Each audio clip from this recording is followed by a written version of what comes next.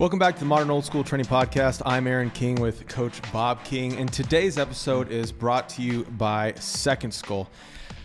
They really are the latest innovation in just technology that makes sports safer, and today's topic is perfectly relevant for them. You bet. As we're talking about more of a personal experiences and head injuries. And the great thing about Second Skull, and I'll throw some graphics up here for our audience that's tuning in on YouTube and on our other video channels, but they have this lightweight XRD technology that it replaces, instead of like a normal foam inside, they put this technology in there and it absorbs, it just hardens at the last second and it absorbs the impact. And That's awesome. You're just not getting as much impact into your head, which is that's important for problem, not having concussions. Right. And, one of the things, I personally, my career, I wear glasses. Usually they're sitting right here. I wear glasses because of concussions. And my career was ended because of a couple of pretty bad ones. But the scary thing is that you don't know really how many you're getting. And no, there's the micro concussions they talk about, right, where the lights go out for just a flash of a second, getting your bell rung, and it's highly repetitive, especially in sports like football. And I know we like to say, well, I'm not a doctor, but I play one in the weight room. Yeah. But you and me have some really incredible personal experience, which is nothing to brag about. This whole concept of the Second Skull, it kind of blows my mind, pun intended, because coming out of the 60s into the 70s in football, we wore, if anybody can even think about what this looks like, a suspension helmet. It had kind of a tether inside that was a webbing, and it just separated you from the the plastic outside. And I got knocked down. See, I had a knee to the temple in a game in high school, and I was going to go block this guy, and then I woke up looking at the stars. Yeah. And I'll give my side, and you have equally dramatic stories to go. But I have had 2 hospital stays, one in college and one in high school.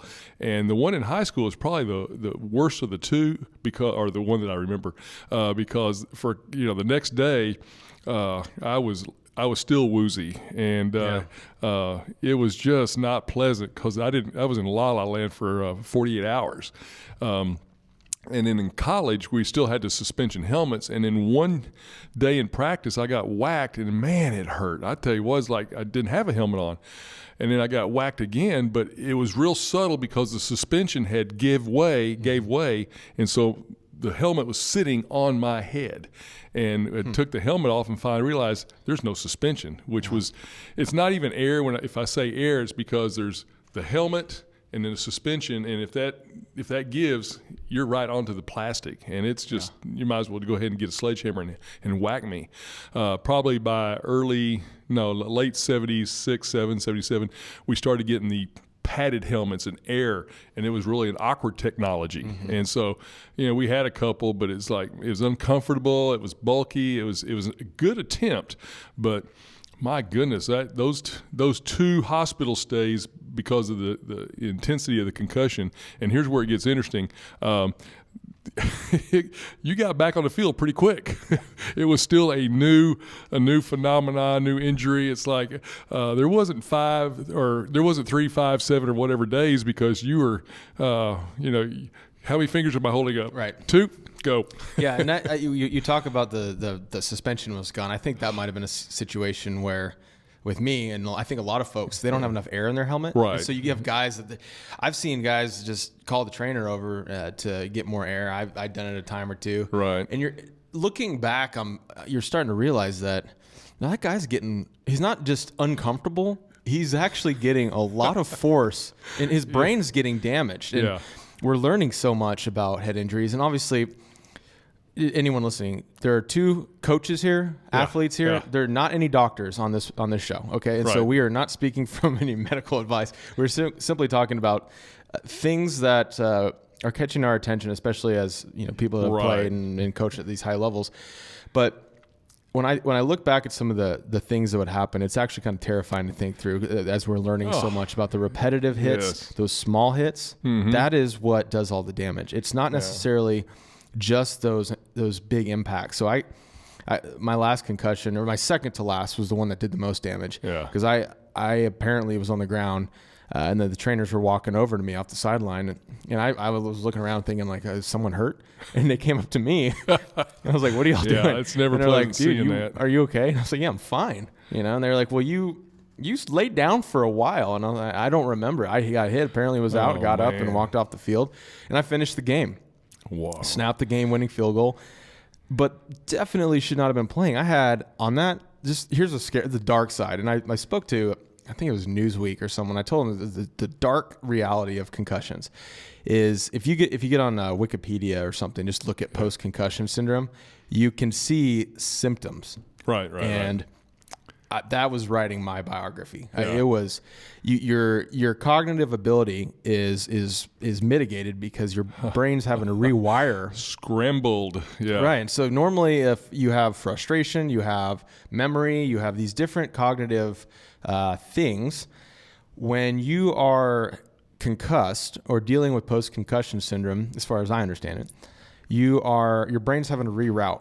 And so different parts of your brain that really are not designed to deal with certain types of thoughts, emotions, whatever, are having to deal with it. And so that's why people are you just act differently. And so I dealt with that the first time.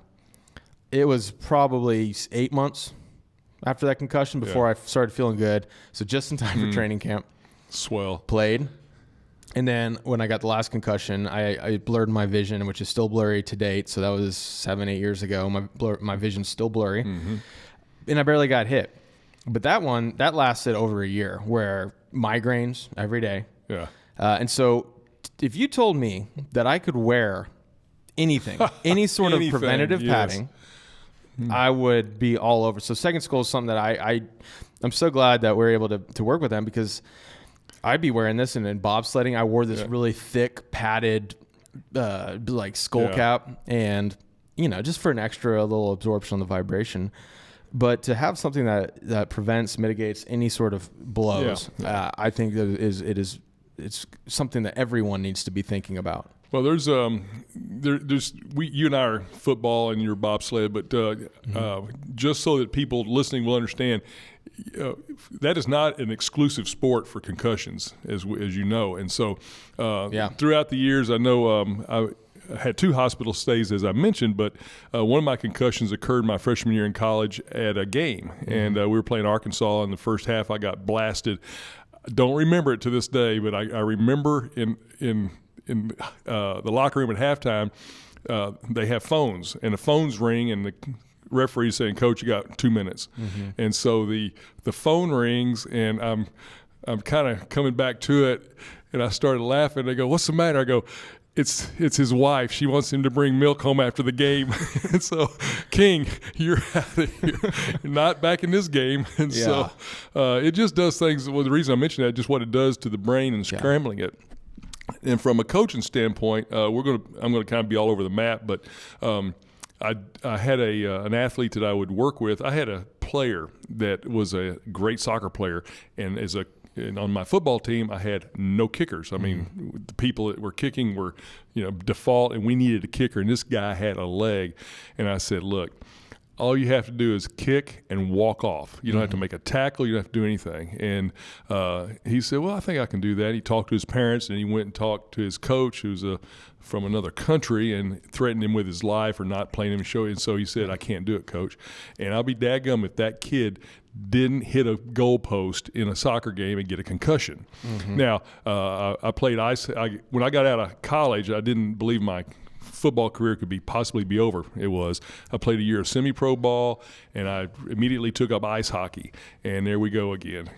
Just so the people listening, if they don't know, the ice is real hard. Mm-hmm. And so getting into those micro concussions, and if you don't know, if you're listening, if you don't know what getting your bell rung or whatever means, you get blasted in the head, and the lights, it's like taking a light switch and flickering it, and you're kind of shaking like, what just happened? Yeah. But it's so fast, you just shrug it off. Yeah. And so, getting banged around on the ice and things like that, the lights go out frequently, and a lot of guys and gals don't talk about that, and they need to. That's what we're finding out more and more. It's those small repetitive hits is what's causing things like CTE. Yeah. But again, I can barely speak on that because the research is so fresh, and I barely even know the current, what we do know. But that is what guys that, play those repetitive hits, linebackers, anyone, boxers, the MMA and boxers, they're signing up for, and they know that. And you can see it. It's sad. I've seen like Joe Rogan's been posting some stuff about boxers, and it's terrifying to see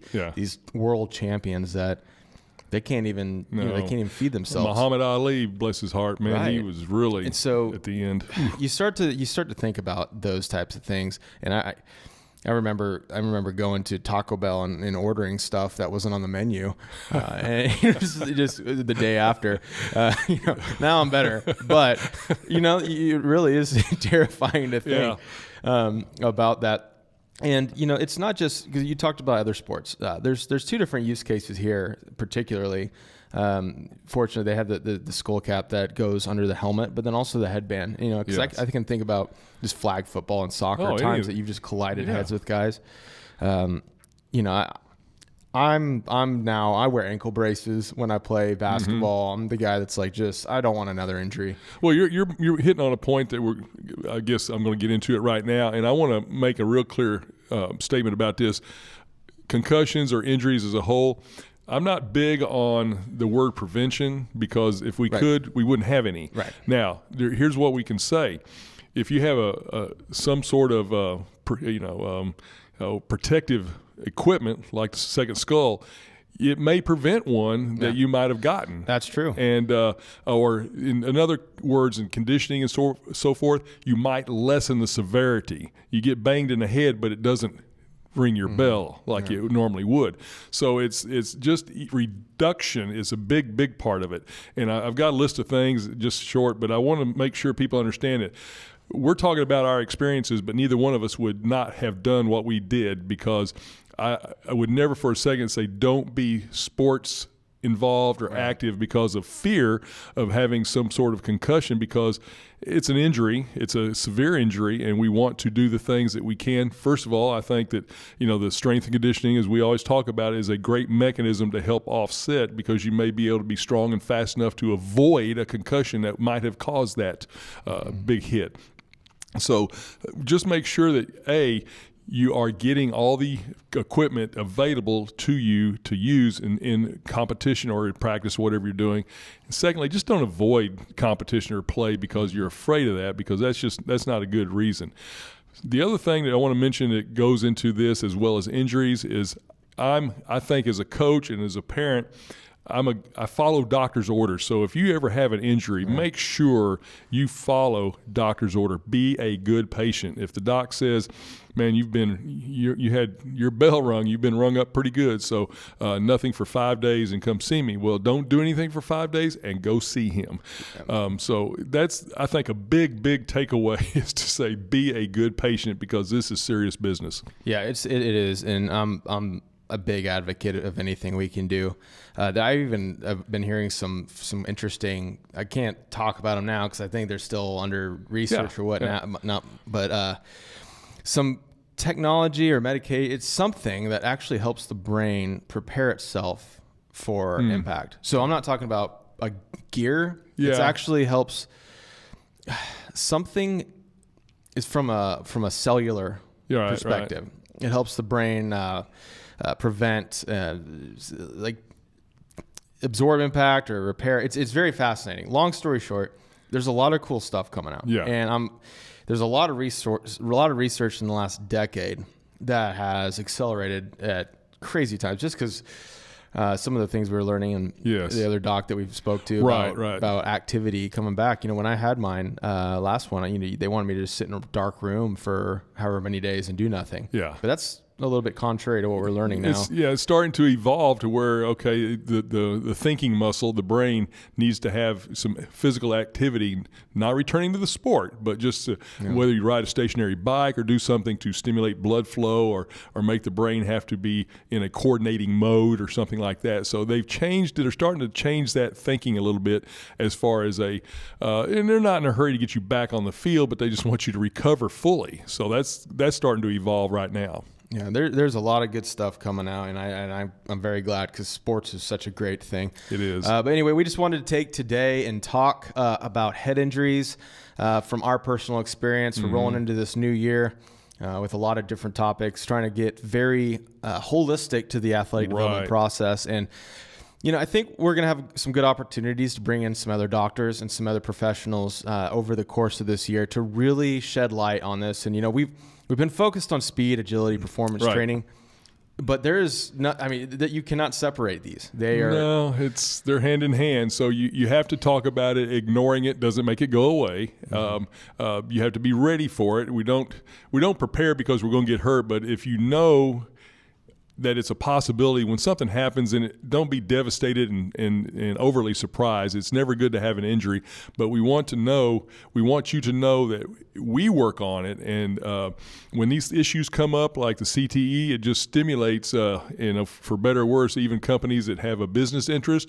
but the outcome is good for the consumer, or in this case, the athlete. So we need to stay abreast of that because we talk about speed and strength and all that. So what does that mean? You're going to run into somebody a lot harder than you did a year ago. Right. Well, yeah. So if you have any questions, you can hit us up on social media. I am Deep Snap on Instagram and Twitter. Coach Bob King is at Coach Bob King. And you can go to secondskull.com and check out what they're all about. I'll have some links in the descriptions. If you're in the newsletter, we'll also have some stuff there as well. But I want you guys to check that out. And we'll work on some promo codes for a newsletter, so keep in touch there. Make sure you sign up there at themost.fit for Speed Daily, where we send out newsletter and workouts each week. But for Coach Bob King, I'm Aaron King. We will talk to you guys next time.